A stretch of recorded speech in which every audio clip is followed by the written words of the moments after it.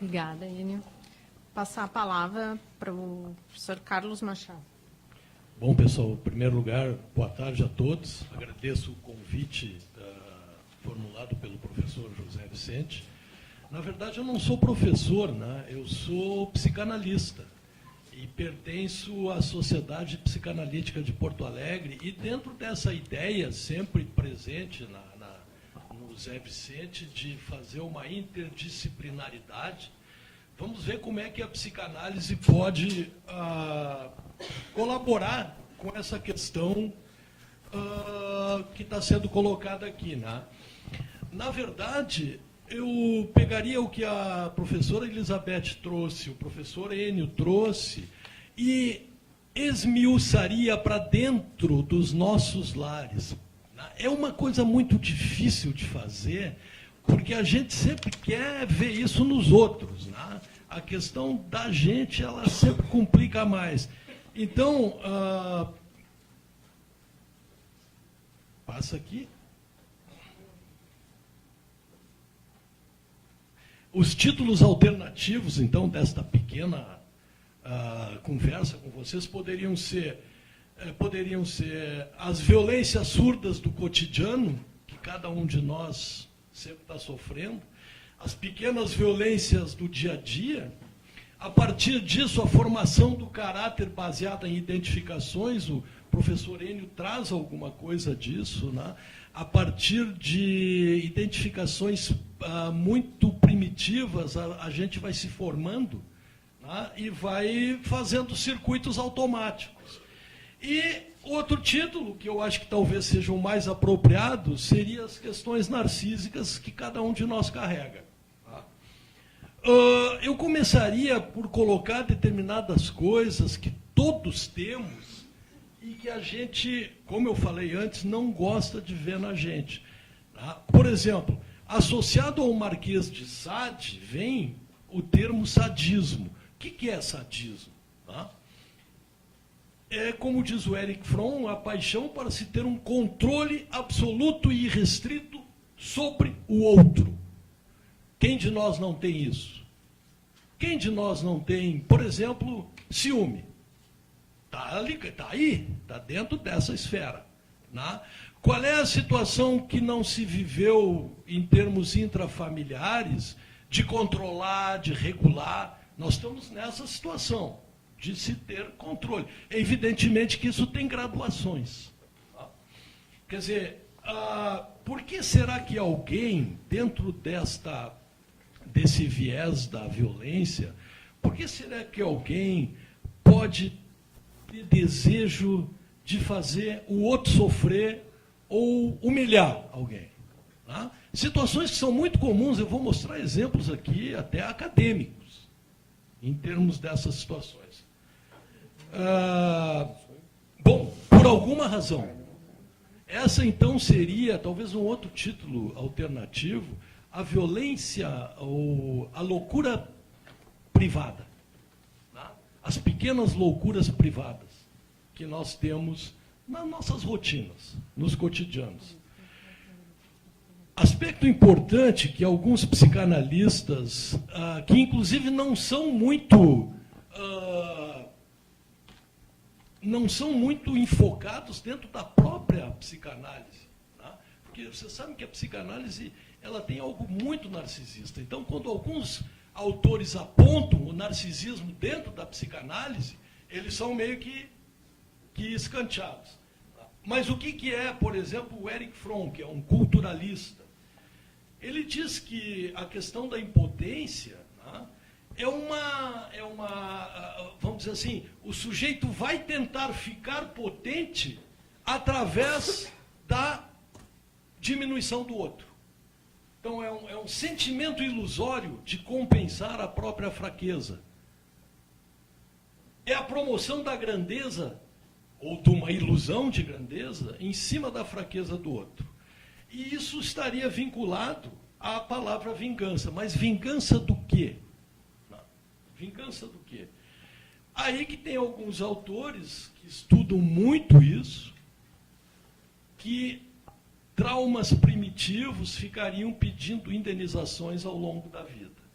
Os autores que mais estudam isso é o Heinz Kohut e o Bela Grumberger, né? Que são autores muito vinculados ao tema do narcisismo dentro da psicanálise. Vocês sabem, né, pessoal, a gente fala psicanálise é uma coisa muito aérea, né? Nós temos na psicanálise hoje pelo menos 14 correntes teóricas distintas. Tá? Então, vamos dizer assim, o que uniria o tema da violência com a minha fala, o tema que o professor me convidou para falar, dentro dessa interdisciplinaridade? Que as relações atuais, os objetos atuais do nosso convívio, teriam que pagar uma conta. Tá? Quer dizer, uma conta do quê? De algo que ficou faltando. Então, o paradoxal é que o sujeito pode se vingar, por exemplo, nas relações familiares, controlando a esposa demais, controlando o marido, namorado, filhos, né? Com colorido similar àquele das identificações, numa identificação atemporal com quem foi traumático. Isso é muito comum, pessoal, na nossa clínica. É muito comum. Né? Como diz o Bela Grumberger, né, é uma ilusão de colocar a salvo a sua honra narcísica. Quer dizer, se alguém tem um caráter predominantemente assim, e nós temos muito isso hoje na contemporaneidade, por causa das relações de competição, que são muito acirradas, né? O sujeito tem que se fazer em cima do outro. Ou melhor dizendo, o sujeito tem que se fazer em cima, permitam a palavra, da castração do outro, da diminuição do outro, da retirada de poder do outro. E com isso ele tem uma ilusão, então, de se aumentar.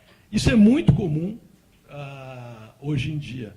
E essa é uma violência que o professor Enio diz uma questão, e eu fiquei pensando, ele fala do Axel Honneth, que tem um estudo muito interessante com um psicanalista que trabalha muito com essas questões do espaço entre eu e tu, entre tu e eu, que é o Winnicott. Então, o Honneth tem essa questão do reconhecimento. Como é que se dá o reconhecimento? Né?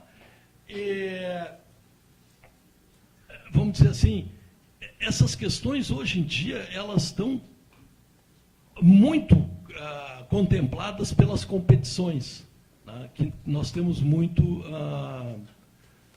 É o nosso dia a dia. Então, eu estava falando que o professor Enio disse que, às vezes, o sujeito vai buscar o refúgio no lar, né? E às vezes não, às vezes ele quer fugir do lar.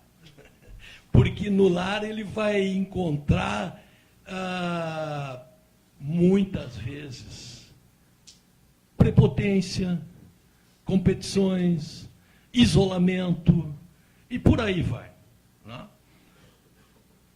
Bom, então, a ideia desses psicanalistas é que o controle e domínio que cada um de nós tem, numa certa dose, pode proporcionar um engodo de aumento de poder do próprio sujeito que vai exercer a maldade sobre o outro. Eu vou passar esses autores estudam muito, pessoal, uma coisa que para o pessoal assim que não é da área soa estranho. Eles estudam muito o que eles chamam de analidade, né? Então a gente sempre tem uma ideia de que a analidade está associada com uma coisa de ordem suja, mas não é isso. A situação das relações humanas anais, elas estão baseadas, para esses autores, no controle. No controle. Lá do primitivo controle esfincteriano até o atual, que é controlar situações, controlar relações, para poder se sentir assim, entre aspas, seguro. Tá? Então, a característica essencial dessas relações, chamadas anais, residiria no controle do outro, que vale ao sujeito a ilusão de restabelecer uma falha antiga. Ou seja, sentimentos de injustiça que vão requerer vinganças. Isso é muito interessante porque nós conhecemos várias pessoas assim que só eles sabem fazer e sabem fazer melhor que os outros. Tá? Ninguém é capaz de fazer tão bem quanto eles. E são críticos do fazer do outro. Quer dizer, isso nós temos no nosso cotidiano, nas nossas famílias. Isso são pequenas loucuras privadas que são normais. Tá? O importante, né, pessoal, é que isso deve ser tratado. A gente tem... a coisa mais difícil que tem para se tratar dentro de uma análise ou de uma psicoterapia é o caráter. O caráter é muito difícil de mudar. Mas se o sujeito pudesse se dar conta e transformar o que é sintônico em distônico, já é uma grande coisa. Puta, estou fazendo de novo aquela merda. Estou controlando de novo. Tem famílias, pessoal, que às vezes o marido controla a quantidade de arroz que é colocado na mesa. Você qual é a finalidade disso? A finalidade disso só pode ser dar um tiro no próprio pé, né? Porque, em geral, o que acontece? As pessoas com esse caráter são difíceis de se aguentar. A gente quer distância. Né? Por quê? Porque o sujeito não vai parar nunca de querer controlar o outro. E eu penso que numa dimensão privada da nossa sociedade contemporânea... Longe do objeto. Longe do objeto. Eu penso que na nossa sociedade contemporânea, pessoal, esses aspectos que eu estou trazendo são fundamentais da gente procurar tratar para poder viver melhor. Tá? E isso faz parte, sim, poderíamos dizer, de microcidades. Que são as microcidades que cada um, então, deveria de ter o seu repouso, a sua tranquilidade, e muitas vezes é o inferno. Eu tinha um paciente que quando a esposa ligava para ele no celular e ele via que era ela, ele começava a chorar. Por quê? Porque era o início do massacre, né? Era o início do massacre. Quer dizer, claro que essa situação é a verdadeira, ela é caricatural. Mas olha o que eu estou falando, quer dizer, são pequenas cidades privadas de cada um de nós. Bom, olha aqui, ó. Eu trouxe alguns exemplos aqui. Eu tenho ainda mais 5 minutos, então eu vou passar. Vocês viram Relatos Selvagens? Relatos Selvagens ficou 40 semanas em cartaz em Porto Alegre. Trata disso. Trata disso. Reunião de família da Lia Luft é perfeito também. É um pai que ninguém aguenta e todo mundo quer se ver livre. Por quê? Porque ele tem que controlar a família inteira. Uma obra magistral que eu recomendo que vocês leiam sobre o ciúme patológico, talvez o que mais profundamente foi escrito, é do Ernesto Sábato, chamada El Túnel. É um livrinho pequeno, uma novela de 1948. O Sábato é um escritor argentino de primeira linha. El Túnel é alguma coisa que fala disso, desse controle exacerbado nas relações íntimas. Tá? Eu penso que é disso que nós estamos falando, dessa questão íntima. Jornais diários sobre mortes, sobre o cara que matou a mulher que matou o marido e por aí vai. O que é isso? É controle sobre o outro. E casos clínicos, né? Eu queria trazer Aqui eu falo muito da questão do dinheiro, que hoje em dia é muito usado para isso. porque o dinheiro ele cumpre um papel realmente paradoxal, tá? Porque ele é real e, ao mesmo tempo, ele permite esta questão do mais forte dominar o mais fraco. Tá? São frequentes essas situações. Eu falei que são paradoxal porque serve a dois senhores, é verdadeira e, ao mesmo tempo, serve para o domínio. Eu queria trazer essa outra aqui, essa situação aqui, um exemplo comum de pequenas maldades. Eu vi, isso aí ninguém me disse, eu vi. Tá? Uma situação em meados da década de 90 do século passado, quando eu fui assistir uma defesa de dissertação. Tá? A dissertação era sobre violência. E eu me lembro que as coisas estavam fluindo, as pessoas estavam criando algo, e a palavra então foi dada a uma professora da banca, que era uma espécie de papisa no assunto, mas ela devia estar com alguma coisa, e ela precisava de uma vingança. Tá? Eu não sei se tinha problema em casa ou não, mas, enfim. Eu me lembro bem os requintes, que ao desmontar e triturar a tese da aluna, ao final de cada frase, ela balbuciava uma espécie de cacuete, assim. Parecia um rugido. Tá? E eu não deixei de perceber que escorria, assim, pelo canto da boca, uma espécie de secreção, que às vezes ela tinha que limpar. Eu me lembro do quanto ela se aumentava pelo ar triunfal em cima da trituração da mestranda. Eu na época, eu estou trazendo autores aqui que eu sei que não são da alçada de vocês, né? Mas eu desconhecia o trabalho do Belair Grumberger, tá?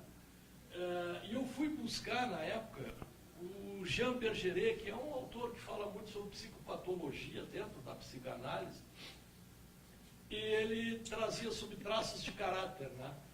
Traços orais reativos que necessitam da constante presença de um rastilho de baba no canto dos lábios, significando ao mesmo tempo necessidade e prazer de morder o outro.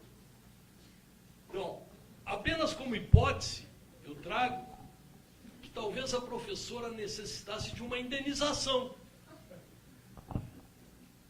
por algo, e que essa necessidade poderia ser o colorido de um estado vivencial básico dela. A pessoa carrega isso consigo no inconsciente. Sem entrar se oral ou anal nesse questionamento, quer dizer, o sentido da lógica do funcionamento do nosso inconsciente. A pulsão de domínio, mas ao mesmo tempo a completude narcísica, a ilusão de que ela iria buscar essa completude em cima da castração do outro. Isso é ilusório. O que acontece, pessoal? O que acontece? Acontece isso. Esse tipo de caráter, a pessoa vai se isolando, vira um tiro no pé e ninguém aguenta. Tá? Então, era isso que eu tinha para trazer para vocês. Agradeço.